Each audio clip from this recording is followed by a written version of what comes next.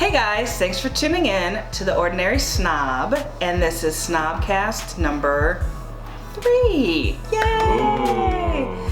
So again, we have Stephen S. and Thawn L, and obviously myself, the Ordinary Snob. So today we are going to discuss something controversial. This actually happened to me almost a month ago. Excuse me. And now apparently in the beauty community it's happening.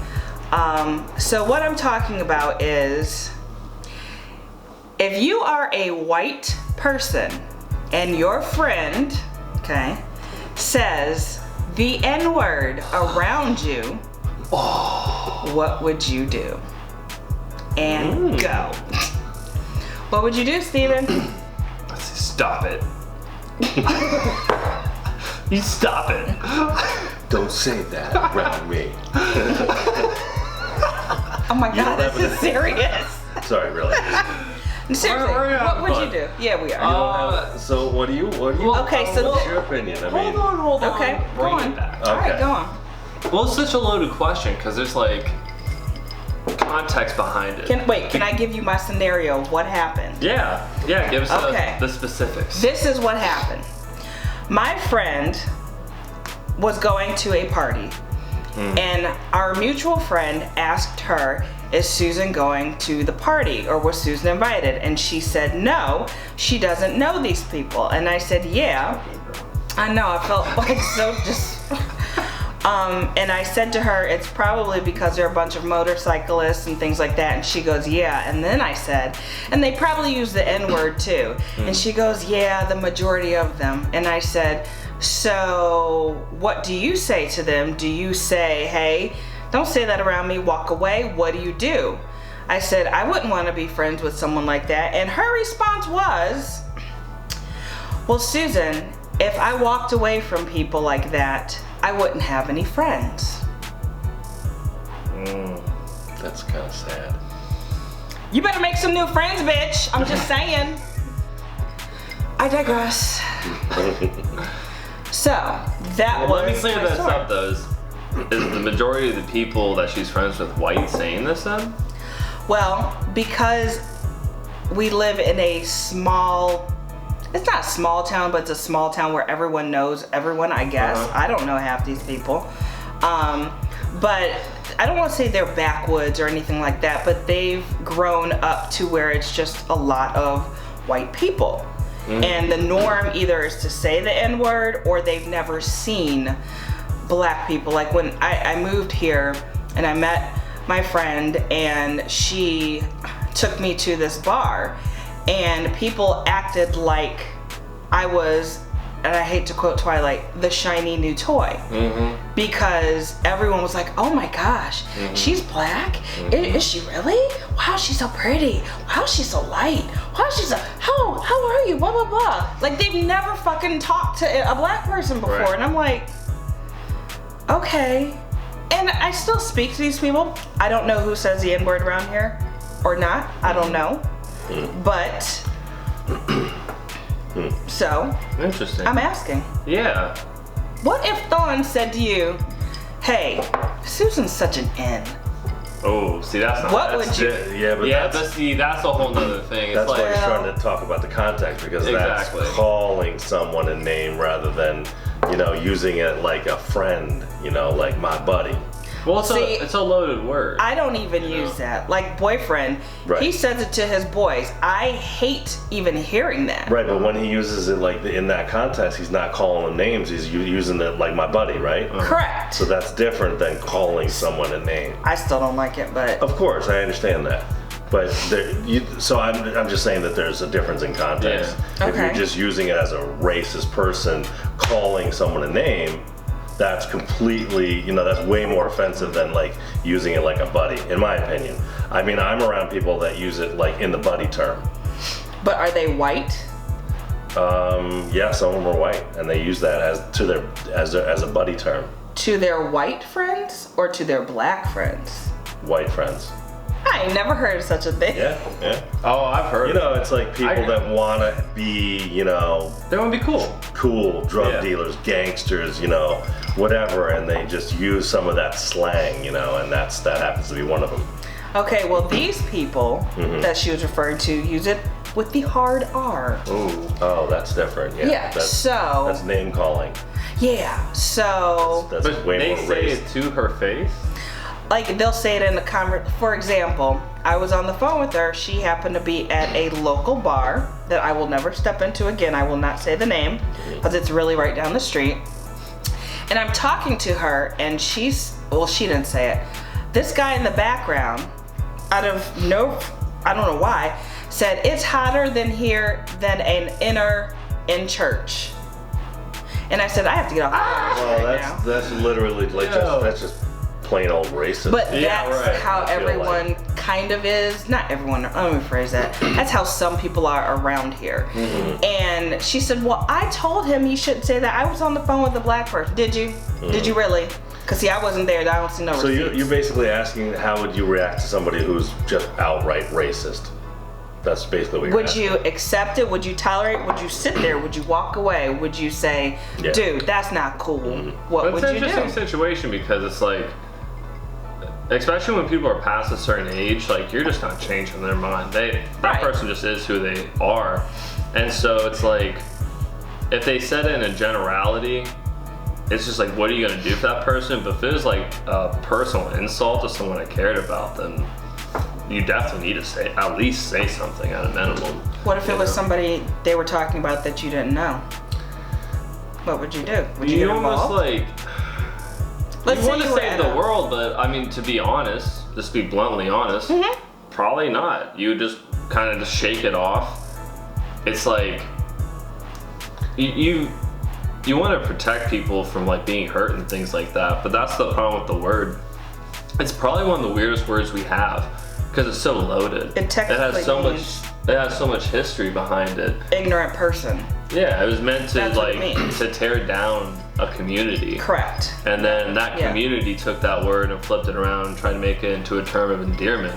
So like for me personally, like what Thawn was saying is, if you're using that term in a sense of like, that's my buddy, that's my pal, whatever, like there's just so many other words you could use. And then if you're using it to insult someone, it just shows like how dated you are and how like lost you are in the times we have now where there is so much more acceptance. And we just all, I feel like more now so than ever, people are starting to look past skin color. They're starting to look past all the things that would shut you down from building relationships with those people that you wouldn't in the past, like if you were your parents or your grandparents' age.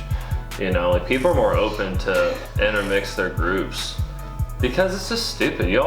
When you look at just like the human race, all we want is like food, shelter, our families to be protected and safe. Like, and outside all the other bullshit, it's just like, it just doesn't make sense.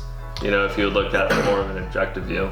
I think the most interesting thing is that people aren't born that way; they're taught that way. Yeah, for sure. And that shows you and proves that parents are still teaching their kids that way. They might not be directly doing that, but they're teaching through imitation. They're acting racist in front of their children, which teaches your child to be racist. That's definitely what's happening. It's not gone yet. You know what too? It isn't even the word. It's the energy. And what I mean by that is like, I went to this place where in the town that I live, and it was like a wing deal. So I was with myself and two of my friends that were black, and we went down, got some wings, and like the second we walked into this place, cause like I'm a white dude, I didn't even think about it. We walked in and I could just feel the eyes on them. And it was like, no one had to say the N-word. No one had to do anything. We just knew. You could just feel it in there. It's still out there. Whew. And I was like, when we walked out, I apologized. I'm sorry I took you guys in there. I really didn't like expect all that to, and they're like, it was sad. Like they're like, it's cool, man. Like they've been through it so many times. It's like normal. And that's what's messed up. And that should never be normal. Right. No, it shouldn't. But it's also, it also happens with a lot of races. I feel it with my wife. When I'm walking around sometimes, I feel eyes on me. I see people staring at me, and it's not always for a good reason. Yeah. So it's out there. It's definitely out there, and it's not gone yet. A lot of us know better, and a lot of us don't approve and don't appreciate it, and we'll either walk away or we'll unfriend somebody. Yeah. But I don't know. I'm walking away. Right. By never going back to the establishment. That's unfriending somebody in real life. Yeah. That's how you unfriend. You gotta be optimistic though, because there's so many people now with that have exposure to the internet that can learn about other cultures at younger ages, that can be that crack in the pattern of their family, to be like, you know what, you're kind of being an asshole, Dad. All black people aren't horrible. There are horrible people that are black, right? But not all black people are horrible. Yeah. And just because they're black doesn't mean that's why they're horrible. Right. They're shitty people just because they're shitty people and they happen to have that skin pigment. But yeah, I just think exposing kids to more cultures at a younger age, which the internet allows them to do, hopefully because you can't I always told my parents this, I couldn't be racist. I was listening to Kanye at 13. How could I be racist and then spend 2 hours listening to a black guy's album?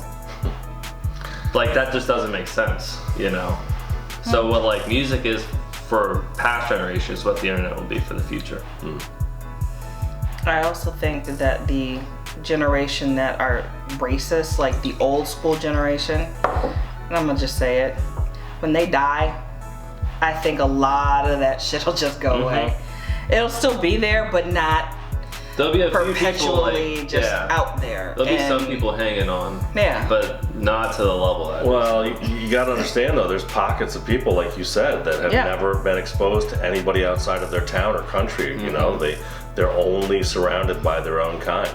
Yeah. And it's gonna be tough. Some of those people, there's gonna still be generations left that are not accepting of any race. And that's fine. Let them stay in their own pockets. Yeah. You know what I'm saying? It's one thing when it stays where it's at and it doesn't physically harm anyone because those people aren't leaving, and it's not the people that they are so against are going to come to their town. Yeah. So it's let them just stay there and do their thing. If they start branching out and doing terrorist attacks, then that's another situation. Right. But sometimes it's best just to let hate be hate over there. That's not a great solution. Yeah. But if these people are going to exist, I'd rather them exist in their own little bubbles. And in their own little bubbles. Yeah. And just don't leave. Just stay there and keep it there, and just don't physically harm anyone. You know, I think that'd be a fair compromise to their existence. Stay in your own lane over there. Yeah, to stay in your bubble if that's the way it's going to be. If you really my problem is if you ignore certain things, you're condoning it. So I have a real problem with people that that see something and they don't do anything about it, and then that's basically condoning it. I mean, I know there's certain situations where if you say something, you're going to get into a fight or get killed. So yeah, maybe you can't. But going around just ignoring things just because you're too afraid to, have a discussion or an argument or have some type of altercation, even if it's just a verbal altercation. I mean, if you don't say anything, in my opinion, if you don't say anything, you're condoning it. For sure. If it's passively condoning. Yeah. I understand that side, but at the same time, if you're in a small town that has what those towns would consider to be their values, because that's how they look at it. If you look through their perspective, you're not going to change that. True. It's not. You can't go into the town and change the whole town. Exactly. But I just have a problem with just walking away. Turn a blind eye. Yeah. If you turn a blind eye, then you're basically saying it's okay. It's okay to be that. When sometimes it's not. Sometimes you have to say something. That's why shit goes down in big cities. Yeah. Because they're all mingled together. Yeah. There's no bubbles. There's no bubbles, yeah. Or if there are, people walking into your bubble all the time, Yeah, exactly. There's no opportunity for that. So what do you think should happen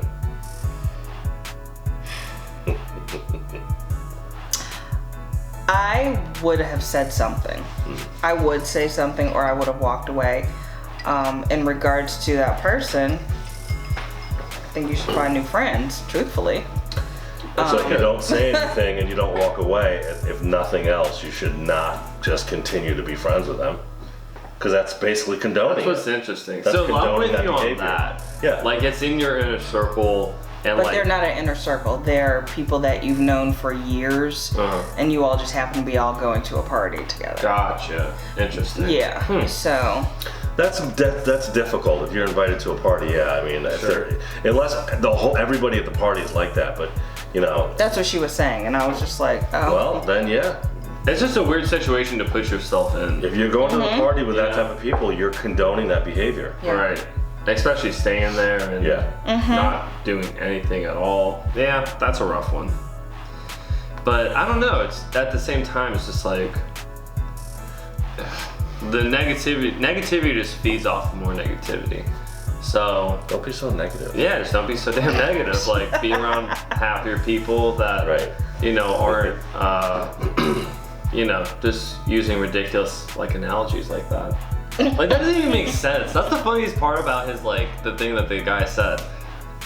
Burn like like the word in church. Like Yeah, it's hotter than a. you know how many black inner people in go to church? Black people love church. Okay. Like, I don't really care for church. I don't go. yeah, I literally live next door to a church and I still don't attend that shit. So. Damn. I mean, you should say that. Then hotter than a sinner in church, something like that. That makes sense. That would make sense. Yes. Yeah. And Nothing against sinners. nothing against sinners, nothing against whores, but whores would fit in there as well. Yeah. You know, like that makes sense because most churches are pretty anti-sex prior to marriage, so that like makes sense. Like just looking at it from a comedic perspective, it's a horrible joke because that's like horrible context. We're getting off on a tangent here. Right. Oh my God, Jesus. She liquored us up. Well, so we're gonna wrap this up. And that's our opinion. Let me know in the comments what you guys think. And thanks for tuning in to the Ordinary Snob, and we will see you next time. Bye. All right.